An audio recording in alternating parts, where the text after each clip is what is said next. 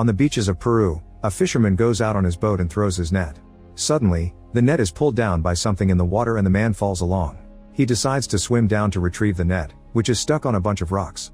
However, a huge swarm of fish begins to surround him and then kill him. In Scotland, biologist Charlie is on a research mission sent by the Institute of Marine Biology in Germany. Her co-worker Rahim sends her instructions to map a specific section of the seabed using OVs, which are autonomous underwater vehicles. At that moment, Charlie sees an alarm on the computer and discovers that one of the OVs has stopped working, so she goes out on a boat to check on it. It turns out the OV is stuck in the chains of a buoy, thus Charlie dives underwater to untangle it. As she works, she can't help sensing something strange surrounding her, but she can't see anything. Nervous, she finishes the untangling quickly and resurfaces, only to discover her boat has drifted away from her. Charlie swims as fast as possible and gets back to it just in time. Sometime later, Charlie receives co-workers Jess and Thomas, who will help her get the OV operational again. Thomas is surprised to find burned parts inside, but Charlie swears that she doesn't know how it happened. The duo leaves as soon as the repairs are done and now Charlie feels very lonely, so she goes to a pub where she meets fisherman Douglas and they end up spending the night together. The next morning, Charlie takes Douglas with her to launch the repaired OV. It goes well, but before they leave, Douglas notices something weird floating in the water. Charlie grabs it and sets it on fire as she explains it's methane hydrate, which is released by algae and then freezes. Sometimes a few pieces break free and float to the surface, however there are tons of them surrounding them now, which isn't normal. Charlie records it all and later sends it to the Institute for Professor Lehman and her other co-workers to analyze. Lehman asks Charlie to investigate if this is happening anywhere else in the area. Meanwhile in Canada, Leon and a co-worker of the Vancouver Marine Institute discover a dead orca at the beach with strange bruises on its body that could only be made by humans. Calculating the direction it came from, the duo visits the local fishermen at the cove and learns that the orca attacked their boat, which isn't normal behavior. The fishermen had no choice but to fight back to save their own lives. Later, Leon keeps an eye on the whale tracker and worries because the migrating whales haven't shown up at the usual time, which never happens. This is also causing trouble for local tourism since many people come by just to hire boat rides and watch the whales. Leon's girlfriend Lizzie runs a small boat and worries she may have to sell it if the whales don't arrive soon. The following day, Leon gets very excited when he hears signals indicating the whales have finally shown up. He calls Lizzie to let her know and is surprised to hear that all of them have come at the same time all over the coast. While Lizzie takes some tourists out on her boat including reporter Alicia, Leon heads out to do his research and is startled when a whale surfaces just to stare at him for a moment before leaving. Then Leo discovers multiple orcas advancing toward Lizzie's boat at a great speed, so he immediately goes after them to check what's happening. At that moment, a whale begins performing a few flips for the tourists, only to suddenly land directly on the boat and break it in two. People fall into the water and the orcas arrive to start feeding on them. Leon calls for help before bringing as many people as possible into his boat. Alicia manages to get aboard but Lizzie goes back to save a child. She pushes the little girl onto the boat safely, however before she can jump in as well, an orca eats her. Meanwhile in a restaurant in France, a chef is getting the lobsters ready for cooking. He suddenly notices one of them is exuding a weird white liquid and the lobster even squirts it in his face. Furious, the chef makes two employees take care of it and the lobster ends up in the garbage disposal. Soon the chef begins to feel unwell and goes outside for fresh air, only to collapse to the ground. Sometime later, one of the employees is sent to the hospital because of fever, black vomit, and diarrhea. Doctors Sophia and Cecile hear about the chef's death, who was found with the same black vomit, and request permission for an autopsy. Cecile worries that this may be something contagious going around the restaurant staff, so she goes to talk to one of the cooks and learns about the lobster incident. Afterward she goes to check on the other cook that handled the lobster, who has missed work today. Unfortunately by the time Cecile makes it to the cook's apartment, she's already dead. At that same time in the hospital, the first cook goes through a cardiac arrest and Sophia with her team try to save him, but sadly he doesn't make it. In the meantime, Leon is trying to deal with his grief when he meets an astrophysicist called Samantha, who compares the sea to space and gives him her card in case he ever needs someone to talk to. Then Leon visits the port offices and is shocked to learn that humpback whales have been attacking ships all over the area. Usually they're only aggressive to protect their babies, but it's not mating season and only big whales have been seen around. Leon also notices that the ships are covered with way more mussels than normal, so he takes a few for his research. In the Norwegian Sea, Professor Sigurd is brought to a charter ship hired by Hovestad Energy, where he meets with his old friends Captain Jasper and Tina, who works as Hovestad's compliance officer.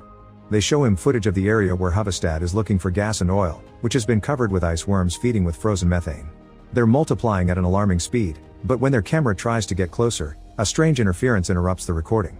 Afterward Sigurd gets to study one of these worms up close and notices they have different claws from usual, they're bigger, and their reproduction is happening faster as well. He tells Tina this must be a new species and that she should consult an expert in the field, but Tina refuses because she wants to work with him.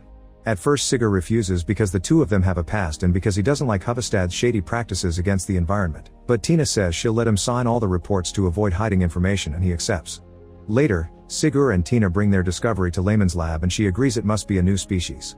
The really disturbing part is that these worms are going through the ice on the sea floor even though there isn't anything for them to feed on, as if they were self-destructing. Tina must report this to Huvestad and Rahim gets annoyed that a company gets a say before they can release new discoveries to the world. Afterward, Sigurd and Tina have a meeting with members of Huvestad, who want to know how to solve this quickly so they can keep on digging. Tina convinces they need more samples before they can make a decision, so the board approves another trip. On their way out, Sigurd offers Tina to take her home, but he's disappointed to see her boyfriend is already there for her. During their second exploration, the camera reveals that the worms have gotten even bigger. As a test, they activate the ship's drill, but it immediately begins malfunctioning. Suddenly the ship starts shaking and swaying before something explodes underwater. Sometime later, they bring this issue to Lehman again, and she explains that the drill released the trapped methane and caused the explosion. If the ship had been smaller, it would have been destroyed. From what they can see on the scans, the bacteria mat is also eating its way through the ice, and if they reach the bottom of the seabed it'll be disastrous for marine life. Since this is getting serious, Tina invites Sigurd to come with her to an Energy Council meeting to find out if other scientists have also seen the worms. Back to Charlie, she's doing some work at the pub and sends Jess a birthday message before taking a break with Douglas. Jess is currently with Thomas working on another expedition in a boat, and when Jess sees Charlie's message, she starts recording a video for her. Suddenly the computers start to malfunction and weird readings appear on the screens. The ship begins to shake as the sea underneath takes a weird consistency and swallows it down, killing Thomas and Jess. While Rahim and Charlie are devastated to hear the bad news, weird things continue to happen in the sea. In Venice, the locals are shocked to discover that the waters are suddenly full of jellyfish. Meanwhile, Leo shows the mussel samples to Alicia and other scientists at the Vancouver Institute, who are shocked to see the results. These mussels are much bigger than usual and their rate of reproduction is too fast, so they could be a new species or a mutation. They also notice a white substance coming out of them, so they'll have to test it too. Then Leo asks for permission to do an autopsy on the dead orca because even if it died from its wounds, its weird behavior needs an explanation. There are no signs of infection and nothing weird in its stomach, however Leon is shocked to find a strange white clot in the dead orca's brain stem. They think it's most likely a fungus, but they'll have to run even more tests to confirm it. Later, while they analyze the pattern of the whale's attacks and other anomalies, Leon recognizes that they've all happened in the migration path of the whales. Wanting answers, Leon takes a boat with his co-worker and Alicia to the middle of the ocean, where he dives in and finds the pod of whales he tracks sleeping. Very carefully, he manages to place a camera on one of their backs, but suddenly they wake up and start acting strangely. Leon swims quickly and returns to the boat, which leaves right before the whales hit it. Sometime later, Leon is alerted that the camera has come off the whale, so he rushes to retrieve it from the ocean. In France, Cecile runs some tests on the blood from the three cooks and even double checks with her own blood. She reports to Sophia that it's a bacterium called Vibrio vulnificus, which produces toxins when it comes into contact with blood and causes infections. However, these infections are very rarely fatal, and what these three people had is a new mutation that actually consumes the person's blood at an alarming rate. Sophia informs her she's heard of more deaths with the same symptoms in a restaurant up at the coast, so it's spreading. In a car wash nearby, an employee starts feeling dizzy as a client yells at him, only to suddenly throw up black vomit and collapse. He's immediately taken to the hospital, where Sophia notices that there are 2 more cases like this coming. She discusses theories with Cecile, who discards that the infection may be airborne because they'd have even more sick people. Then it hits her, the infection must be in the water system because the lobster was thrown in the garbage disposal. While a special team closes up the car wash and takes water samples, Cecile sends her children to stay with her ex-husband and reminds them not to drink tap water. Meanwhile, Sigurd travels to Switzerland to meet with Sato, a representative of Mifune Industries. Sigurd knows they're losing ships to the recent trouble in the oceans and gives them an envelope with his findings about the worms. Later, Sato takes this information to the company owner Mifune, revealing they already knew about the worms. Mifune orders his employees to find out where Sigurd's loyalties lay since Huvestad is the competition. In the evening, Sigurd meets with Tina and demands to know if she truly only wanted to see him for work. Tina admits that she missed him and they end up spending the night together. The next day, Sato calls Sigurd and shares his own information. They've found the same worms in China, Japan, and India. Sato also implies that Huvestad doesn't have an exploration license and that Tina lied to him. Seconds later, Sigurd receives a video from Sato that shows Huvestad's practices are harmful to nature. Sigurd calls Tina to tell her about the worms in the other areas but doesn't mention the video. Their conversation ends abruptly because Tina is currently with her boyfriend, who doesn't know she cheated on him. In Germany, Charlie returns to the Institute because she wants to watch the footage of the search for Jess and Thomas' sunk ship with Rahim and Lehman. The bodies haven't been found yet, but the camera shows a mysterious white substance floating around the ship which defies explanation. At the same time in Canada, Leon and his co-workers watch the footage from the whale camera, noticing the whales are diving deeper than usual. In the end they find the same white substance surrounding the whales and a strange sound that doesn't sound anything like a whale's song. In the meantime in South Africa, a couple is having a nice moment on the beach when suddenly the girl is pinched by a crab. They turn around and notice an insane amount of crabs emerging from the sea and invading the city. The couple tries to escape on a bike, only to end up falling on the streets as the crabs surround them. In France, Sophia and Cecile explain their discovery to the government, but they don't have a cure for it yet. They ask for all fishing to be stopped and for water systems to be shut down, but the government doesn't want to do it because of the potential economic consequences. Later, Cecile watches the news and learns that the same crab invasion is now also happening in Brazil, Japan, India, and Morocco. Back to Sigur, he and Tina board Jasper's ship again to find out the spread of the ice worms. The screen reveals there's absolutely no life in the area, and Jasper confirms that Huvestad's ships have been around here the last few weeks. Sigur tells Tina that Huvestad has lied to her and in the guise of laying pipes they have breached the terms of their permit. Tina is hurt that he knew about this and didn't tell her sooner, showing a lack of trust in her. Sadly Sigur admits he indeed doesn't trust her because of the troublesome history they share, so an argument ensues until Tina walks off. Later when Sigur tells Lehman what happened, the professor says it's very possible that Tina didn't know. She also advises Sigur not to leak the story, because Huvestad will just blame it all on Tina. In Canada, the Institute learns that their weird mussels have also been found in Madagascar, Uganda, and Paraguay. To their shock, they all have the same genetic barcode as theirs, which should be impossible. They suspect the white substance found in the whale's brain is the same that the mussel was leaking the other day, but sadly it decomposed as soon as it touched air, so Leon will have to get another sample. Leon returns to the port offices but this time he isn't allowed in because it's become a restricted area. He pretends to leave, only to return seconds later to jump over the fence. Unfortunately he isn't sneaky enough and soon the guards are chasing after him until they arrest him.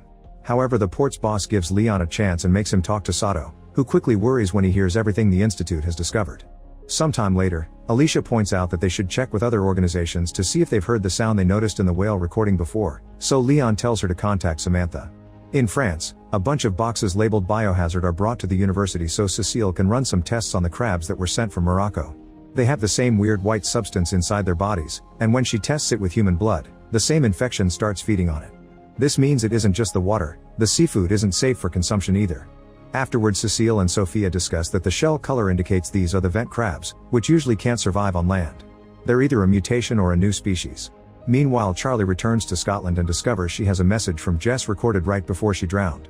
To deal with her grief, she watches it a couple of times, only to discover the white substance appearing on the window. She also notices there's a weird noise in the recording and when she compares it to the footage from the underwater camera, she confirms they're the same. She immediately calls Rahim and asks him to share this with Lehman. At the same time, Sigur tries contacting Tina on her work phone since she won't pick up her personal number, only to learn she doesn't work at Huvestad anymore. Afterward he goes to see Lehman, who tells him of a slide in Japan caused by the ice worms. This slide was small, but it could be an alert of bigger disasters happening, and Sigur points out the worms are only appearing in areas where they can do the most damage to mankind. Lehman thinks that's crazy, but Rahim takes the chance to tell her about Charlie's discovery. However, even after hearing Charlie out and seeing the matching wavelengths, Lehman still thinks it's just the same glitch on the comm signal and not a sign of anything. Charlie insists she's onto something and shows that before all the ships sunk, there was a spike in water temperature above a vent that is supposed to be dormant. Lehman refuses to believe there's a force on Earth that could take the water from the vent to the ship and yells at Charlie, forbidding her from going down there to investigate. Sometime later, Sigur learns that the International Council for the Protection of the Ocean has called for an urgent meeting in Switzerland. He calls Sato to explain he wants to go to see the council because he has a theory that all these incidents are probably connected, and in return Sato gives him Leon's number so they can compare notes, promising to get him a place in the big meeting. After calling Leon to share the information they have, Sigur goes home and is surprised to find Tina inside. He tries apologizing for not trusting her but Tina just says she's tired of lying bosses and announces that she is going away alone. Hurt, Sigur tells her that he can't imagine life without her, but Tina only responds goodbye before leaving. Later, Sigur checks out Leon's footage and realizes that the noise is the same as the one Charlie identified. He quickly sends it to the Institute and this is enough proof to send a Deepwater OVE for further testing. Lehman also authorizes Sigur to go along. While Sigur brings the OVE and Leon's footage to Charlie, everyone in the Institute gets a warning about a tsunami forming near the coasts of Norway, Denmark, and Scotland. Rahim tries to contact Charlie, but she left the phone behind while saying goodbye to Sigur, who is now taking off in a helicopter. At the same time that Douglas is arriving to visit Charlie, Lehman manages to get in contact with Sigur, who immediately tells the pilot to wait. He runs to warn Charlie, who wants to go after Douglas to save him too, but there isn't enough time, Sigur drags her into the helicopter and it flies off, so Charlie has to watch her boyfriend die and her home get destroyed. In the meantime, Tina goes to see her boyfriend to break up with him. She's near the beach when she suddenly sees a bunch of birds flying by and the water begins to form a giant wave right in front of her. Everyone in the area begins running away and Tina tries to get help from her boyfriend, who escapes in his car alone even though he did see her. Knowing there's no hope, Tina gets in her own car and leaves a message for Sigur, saying, "I cannot imagine my life without you," either right before the wave kills her too. All news outlets over the world cover this disaster, which caused thousands of deaths. Charlie leaves Scotland and Raheem tries to take care of her while Sigur goes home and finds Tina's message, which causes him to have a breakdown as he plays it on repeat. Soon Cecile holds a press conference, attended by Samantha, Alicia, and Sato while the others watch it on TV. She shares everything she's discovered about the crabs and how she believes it's connected to all the weird things happening, even saying the deaths caused by that tsunami could have been prevented. After the conference is over, Sigur calls Sato to ask for a meeting with both Cecile and Leon. In the evening, Cecile and Sigur meet through a video call and discuss the possibility of all these events being strategically planned. Cecile even theorizes that whoever is doing this is learning from previous events because the infected lobsters were fished but the crabs came to town themselves. The next day, Sigur meets with Leon, Charlie, Cecile, and Raheem at the Institute and they try to convince Layman of their theory. They think there's a mysterious sentient being that is coordinating all the animals to cause these attacks to get back at humanity for how they've ruined the planet. However, Layman refuses to believe it, saying this goes against all the foundations of science, so she won't endorse Sigur's presentation for the council. Afterward, Sigur informs Sato that Layman isn't coming, but Sato isn't worried because he thinks they have enough proof. Raheem and Cecile chat for a while and think that this being's actions are defensive, not aggressive. Later in the evening, Sigur notices Leon's bracelet and hears a story about the symbol on it, which his mother gave him for his curiosity because it means unknown.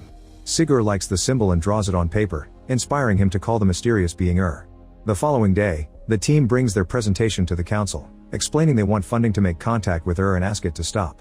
Unfortunately, the council thinks the idea of nature attacking humans for revenge is ridiculous. They don't consider there's enough proof and are suspicious of the fact the team has connections to Mifune Industries and Huvestad but no support from any of the actual science organizations they work for. After the disappointing meeting, Alicia brings Samansa to meet the team with some big news. This weird signal they've found near the beaches has also been picked up in Antarctica and the Arctic Ocean. Samantha agrees with the team's theory and wants to join them. Meanwhile, Sato and Sigur have a chat with Mifune, who approves of the theory too and has decided to fund the project. Afterward, Sigur tells the details of the mission to the rest of the team, explaining it's very dangerous so he won't judge anyone that wants to quit now. Charlie has no relatives so it's easy for her to accept, but Raheem informs her he won't join the project because he's worked enough so now he wants to spend time with his family. Charlie can't help feeling betrayed. The rest of the team does accept to go, but they visit their families before leaving. Cecile doesn't tell her children of the danger, but in private, she arranges all the paperwork with her ex-husband in case something happens. Sigur spends his evening hearing Tina's message until he's finally capable of deleting it. Soon the team leaves on Jasper's ship and by analyzing all their information, they calculate her must be somewhere in the Mali Deep located in the Arctic Ocean.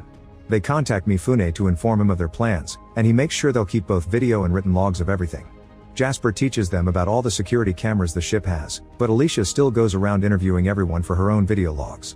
The scientists still run tests to keep their intel up to date and Charlie works on maintenance for the submarine with crew member Luther.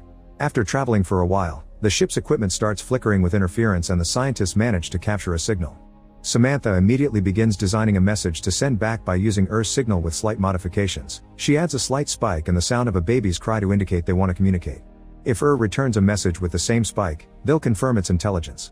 Meanwhile, Cecile and Sigur confirm that the white substance controls the animals by inserting itself into their nervous system, as if forming an army that follows its orders. Later, Jasper stops the ship and while they transmit Samantha's message, Charlie and Luther take the submarine for a test drive.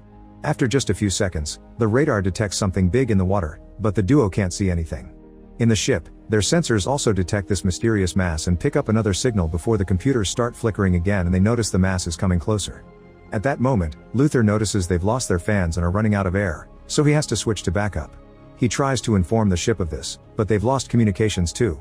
Worried, Luther wants to abort the mission, but Charlie asks him to turn off the lights because she thinks there's something out there. Jasper and Sigur try to tell them to come back but their messages won't go through, making Samantha and Leon realize that although they stopped broadcasting, the signal is still coming in. The situation in the submarine is too tense and Luther decides they're going back. As the submarine makes its way back into the ship, Charlie notices the glowing white substance floating in the water.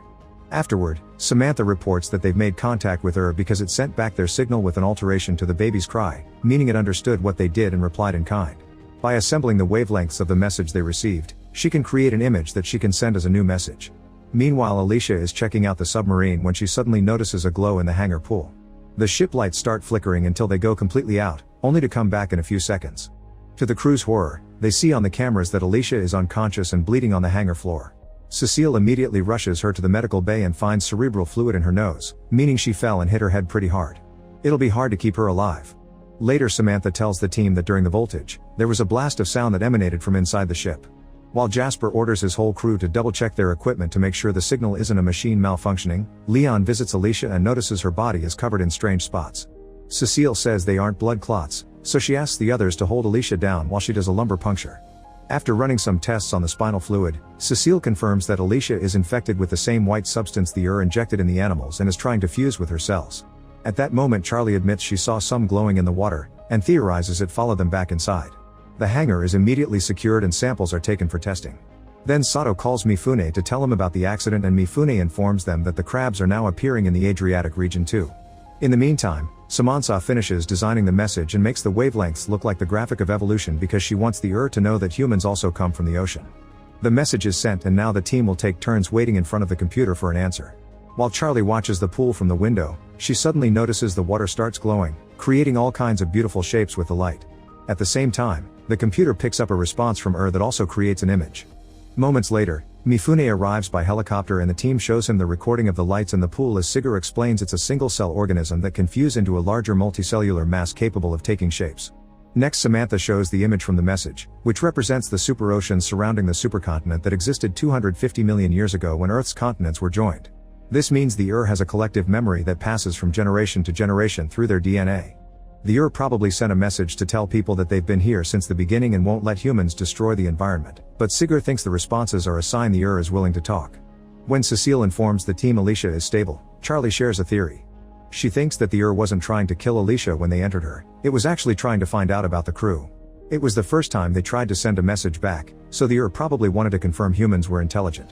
Then Leon uses some whale sounds to make a new message and let the know that humans have helped animals as well. In a private room, Mifune brings Jasper some bad news. Another tsunami has destroyed most of Nigeria. During the following hours, Cecile continues to run tests and finally devises a medicine capable of destroying the infection that consumes the blood cells. Mifune wants to test it on the actual and Sigur immediately protests, saying killing the would cause irreparable damage to life in the ocean and that they're supposed to be negotiating. If the ocean dies, so will humans. An argument ensues since the team feels divided on the issue. In the end, they agree to test it only in the pool so they can later negotiate with a backup for their safety. Cecile and Luther suit up and go to the pool to drop the medicine in the water, which causes an instant effect. The lights flicker as the raises in a solid wave and screams before dying in a small explosion that breaks all the windows, makes the ship lose all power, and knocks the duo out. Cecile quickly wakes up and drags Luther inside to do CPR, but it's too late, he's already dead. All propulsion is gone too, so now the ship is just drifting, and in just a few seconds it hits a big iceberg. Suddenly the ship begins moving back and they realize the eye under them, moving the ship as it pleases. Samantha guesses that the scream from the pool must have sent a message to the ocean. The ship won't stay afloat for long though, so Jasper wants to know why they aren't killing the whole Sigur points out they got terrible consequences for just killing a small part of it, so killing it all would only make it worse. Their only solution is to try to negotiate, and Sigur makes a plan. They should inject Luther with the white substance and Charlie can use the submarine to take the body in the most concentrated area of as a message of complete obedience. Suddenly the ship shakes and they discover the has pushed them against another iceberg. They need to start evacuating soon, so Sigur tells Cecile to leave with Alicia and Mifune's helicopter. As everyone rushes to get everything for the plan ready, the brings more icebergs to surround the ship and trap it. Once Luther's body is in the submarine, Charlie dives in. For a while she sees nothing but darkness, but eventually she finds the glowing substance. At the same time the ship picks up more wavelengths. Now she's deep enough, Charlie makes a difficult decision. Luther is too far gone, so to make the message valid, Charlie will use her own body instead. People on the ship cry for her as Charlie proceeds to inject herself and lets the water enter the submarine. Soon the shows up and takes Charlie out of the submarine to slowly enter her body. This releases its power from the icebergs and the ship is free to sail again. Sometime later, Charlie's body appears on a beach. She's alive and when she opens her eyes, they're glowing blue. Make sure to subscribe and turn on notifications so you can watch more videos like this. Thanks for watching.